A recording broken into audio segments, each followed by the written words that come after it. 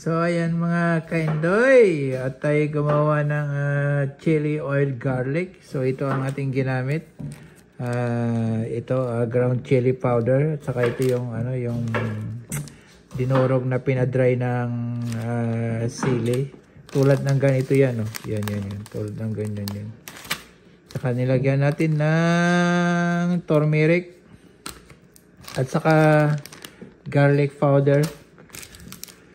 Saka nilagyan natin ng sibuyas saka bawang. So ayan na siya. Ayan.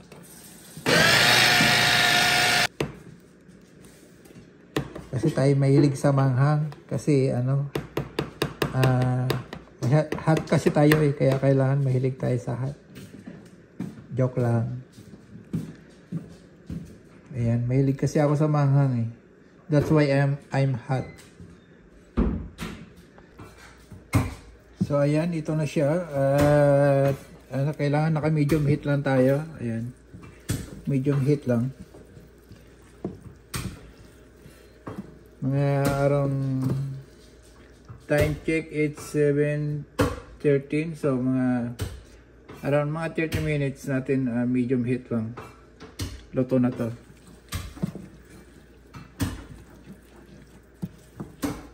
Ayan, wag lang tigilang halo-haloin para pantay ang pagkakasunog at pagkakaluto. Mamaya lalagyan pa natin ng mga ibang ingredients yan. So ayan. Sarap yan sa mga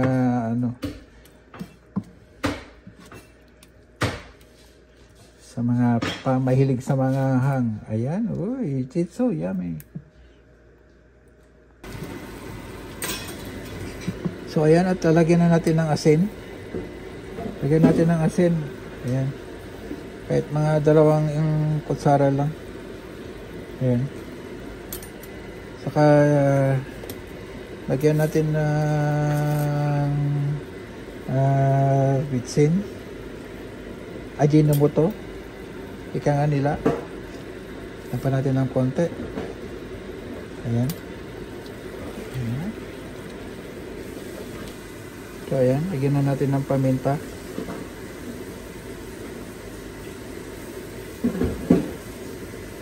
Ayan.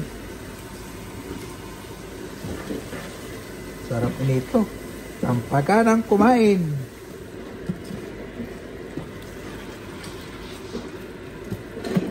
Parang nasusunog na yata. Pero mahina ng aking apoy. Smooth ng pagkakaluto nito. Ayan.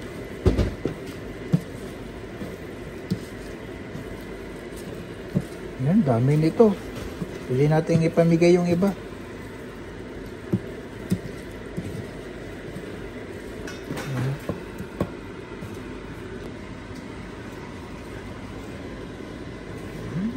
So yummy. So ayan mga kaindol, ang ating final is lagyan natin ng vinegar.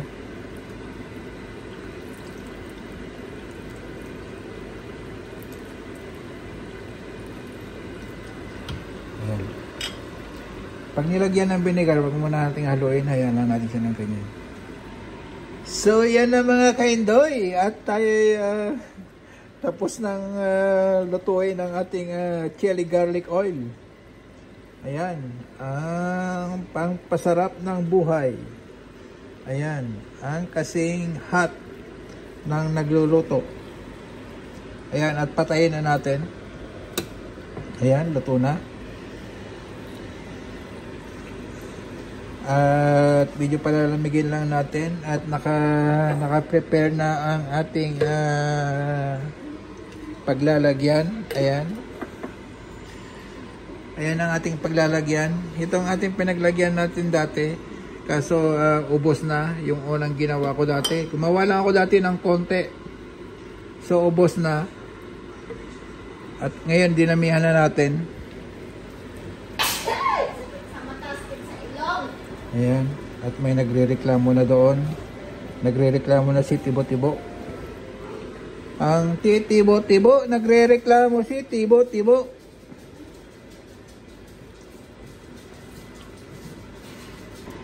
Ayan mga kaindoy, tinikman ko na.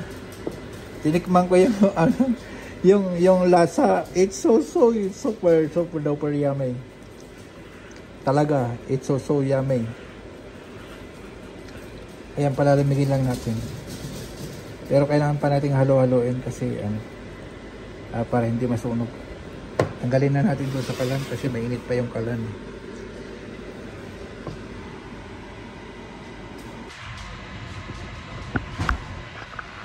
So ayan mga kaindoy, at papakita ko sa inyo ang aking ginawa. Ayan.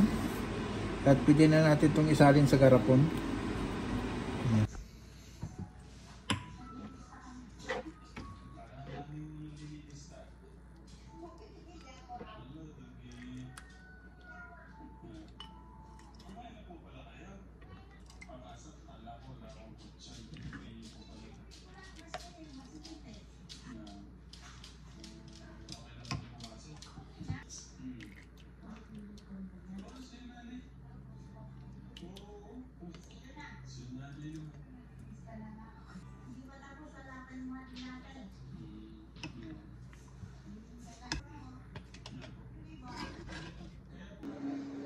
So ayan mga kaindoy, ang ating finished product. Ayan, ang chili oil, chili garlic oil. Ayan, nakatatlong garapon tayo. At yung iba ay pamimigay natin kasi that's too much. Baka pag hindi natin pamigay yan, baka abutin pa yan hanggang after 2 years. So kailangan natin pamigay. Madali lang naman gumawa, kaya pamigay na lang natin yung iba. Ayan. Kung sino may gusto. Ayan, comment down below kung sino may gusto at ipapa-NBC ko. Ayan.